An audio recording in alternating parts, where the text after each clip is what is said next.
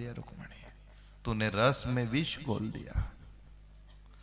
सब लोग कहें हरि भक्त दुखी, सब लोग कहें हरि भक्त दुखी, मुझसे न सयो यह जाए कलंका, मुझसे न सयो यह जाए कलंका। सब लोग कहें हरि भक्त दुखी, सब लोग कहे हरि भक्त दुखी। कहां पकड़ना चाहिए हाथ, कहां रोक देना, रुको क्या कर रहे हो। आज के बाद आपको कथा छूट दे रही है, अपने घर गलत का विरोध करना। जटायु ने विरोध किया, आप अपने कम से कम कोई नहीं तो पति से तो कह दो आप ये क्या कर रहे हो, ये अनुचित है और ये अपने घर में और अपने धर्म में शोभा नहीं देता है, हमें ये कर्म नहीं करना है। यदि इतना बोलने लग जाओ तो एक कथा माचवाड़ा से कुछ नहीं होगा, अकेला चना से, हाँ एक बाणिया से नहीं हो। तो फिर आप कोई कह दो कि पंडित का काम है पंडित करें, कथा बांचने वाले का काम है कथा बांचे। कथा या पूरी हो गई, अब आप कल क्या करोगे, कथा तो आज पूरी हो जाएगा। आप सबकी जवाबदारी है, आप सबकी जिम्मेदारी है, थोड़ा थोड़ा थोड़ा थोड़ा सब संभालो इसको। संभाल लोगे तो बहुत अच्छी बात रहेगा, नहीं संभालोगे तो एक चीज जरूर रहेगा कि भगवान ने आपको जो अवसर दिया, यदि इसका लाभ उठाते हो तो ये अवसर आपके सामने जीवन में बहुत कुछ बन करके आता है। सुदामा जिस दिन चना खाया उस दिन खाने के बजाय दे देता तो ये सब मुसीबत पड़ती जो आज पड़ी है। खाया, खाने के बाद में ऊपर से झूठ बोल दिया। भगवान ने पूछा भाई क्या लाए हो, कुछ नहीं। तो 3 दिन हो गए, 2-3 दिन ने ऐसे न्यू करीन क्यों बैठ कर, क्या चक्कर, क्या इसमें है क्या, कुछ नहीं, कुछ तो होगा, क्या छिपा रहा है, कुछ भी नहीं है। कन्हैया तेरी ये पूछने की आदत नहीं गई रे, बचपन की आदत नहीं गई, तो भगवान ने धीरे से की कि थारी भी चोल्डापन की नहीं गई, अभी भी झूठ बोले तू। उन दिन क्या हुआ याद है वो घटना, बस बस बस भगवान वह बात मत करो, वह तो अपनी 2 भाई की बात है ना, सबका सामने बात मत करो। तो बता तो सही इसमें क्या लाया। सुदामा के चरण धुलाए, गादी पे बिठाया, खुद नीचे बैठ गए, क्योंकि भगवान अच्छी तरह जानते हैं समय है, सुदामा खराब थोड़ी है, सुदामा का समय खराब है। आपका कोई रिश्तेदार खराब थोड़ी है। कभी कभी ऐसा रिश्तेदार आए कि आप आड़ में चले जाते हो, रेंद कह दीजिए जानी है तो वो खराब है, वो खराब नहीं है, उनको समय खराब है। कुछ लोगों की प्रवृत्ति होती है, कोई को मुसीबत में देखते हैं नहीं तो साथ नहीं देते। भगवान ने दिया तो दो नहीं साथ, पीछे क्यों रहते हो। दान करो दान, और ज्यादा दान की बात करें तो आपका दिमाग में क्या मालूम क्या फाइल बने। हम ज्यादा दान की बात नहीं करें, चलो आप कोई को दान मत करो, कोई का साथ तो दो। और कैसे साथ, अब हम कोई गरीब रिश्तेदार है उसको मदद करो, और न्यू मदद की नहीं बने तो एक काम करो उसको उधार तो दे दो, और बिना ब्याज का। कैसा, नहीं तो उधार में पहला उसको मकान लिखाओ, फिर उसकी रकम धराओ, ने फिर उसकी कहां की जमीन अपना मेरे पड़ी रही है। बहुत लोग सहयोग तो करे पर उकेच करे जो मेरे कोरे होए, उनको मालूम है कि आखिरी में नहीं होए तो अपना ही 3 की 5 कर लागा। ये कोई सहयोग थोड़ी होता है, ये तो अपना लालच है। अपन ने पहला से ही छुरी पहला तैयार कर ली है कि बस ये फंसे और अपन अपना काम कर लेंगे। मुसीबत का समय था और एक भाई संकट में, बरसात नहीं हो, बेन बहुत पैसा वाली थी तो उन्होंने सोचा चलो रे अपनी बेन के पास में चले।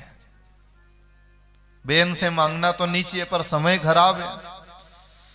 बहन से मिलने गया, जीजा ने दूर से ही देख लिया, कंजूस प्रवृत्ति का था।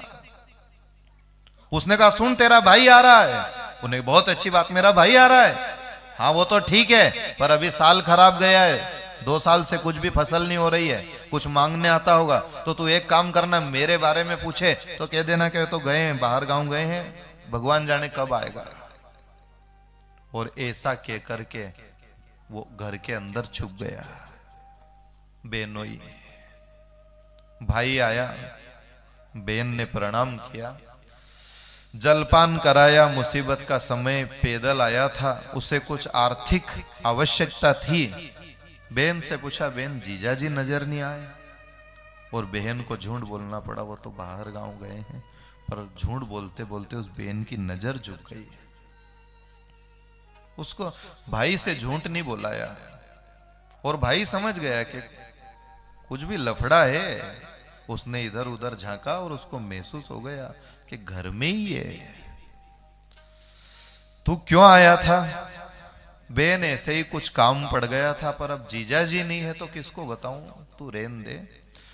उदास हुआ उसका मन। सुबह से आया बेचारा, दोपहर तक रुका। 2-1 बजे वहां से वो चुपचाप वापस जाने लगा। बेन ने फिर जलपान कराया। निकलते निकलते घर से 4 बज गए। अब उसको महसूस तो हो गया, क्योंकि बेन बार बार अंदर झांक रही थी, पर कह नहीं सकती, के तो आदमी लड़े। 4 बजे जब वो निकला तो इतने में उसका भांजा स्कूल से आया। वो जैसे ही घर में गया तो देखता है कि मामा जी तो जा रहे हैं। मां बरामदा में बैठी बैठी रोए और पिताजी छिप करके बैठे। ये क्या मामला है? मां, क्या हुआ? बेटा तेरे मामा आए थे। क्यों आए थे? थोड़ा मुसीबत का समय है। पिताजी कहां हैं? वो मां कुछ नहीं बोली, बेटा सब समझ गया। बाप को थोड़ी शर्मिंदगी महसूस हुई। बाप घर में से निकला, बेटे के सामने हाथ जोड़ा, बेटे मेरे से तो बहुत बड़ी गलती हो गई। और बेटा दौड़ा दौड़ा आया। बाप ने कहा, बेटा तेरे मामा मुसीबत में थे और मैं मदद नहीं कर पाया, जा जा उनको बुला ले, मेरे से अपराध हो गया, मैं अपने आप को माफ नहीं कर पाऊंगा, जा बुला ले उनको। बेटा दौड़ा दौड़ा आया, मामा रुक जाओ, मामा रुक जाओ। अब वो यूं भी नहीं कह सकता कि मेरा बाप घर में ही था, उसने भी बहाना बनाया, मामा रुक जाओ, मेरा बाप आ गया है। वो मामा ने अपने दुपट्टे से आंसू पोंछा, गांव के बाहर निकल गया था। इधर तो भांजे का आना हुआ, उधर आसमान में बादल छाए और सामने से बरसात शुरू हो गई। और बरसात के ही कारण वो मुसीबत में था। बनिया उनने यह की थी कि अगर जो बरसात हो गई तो हम पैसा दे देंगे, क्योंकि फसल होगा तो तू कर्जा वापस कर देगा, और जो इस साल बरसात नहीं हुई तो हम पैसा भी नहीं देंगे, और जो सामान गिरवी रखा वो सब हमारे जिम्मे हो जाएगा। जैसे ही सामने से पानी आया, इधर उसके आंख से पानी बरसा, उधर सामने आसमान से पानी बरसा। इधर ये बेटा चिल्लाया, मामा रुक जाओ, मेरा बाप आ गया है। तो उसने रोते रोते कहा भांजे से, बेटा अब तू घर जा, तेरा बाप आया जो आया, मेरा बाप भी आ गया है, अब समय गया। मेरी गरीबी का क्या है ठिकाना, मेरी गरीबी का क्या है ठिकाना, मेरी गरीबी का क्या है ठिकाना।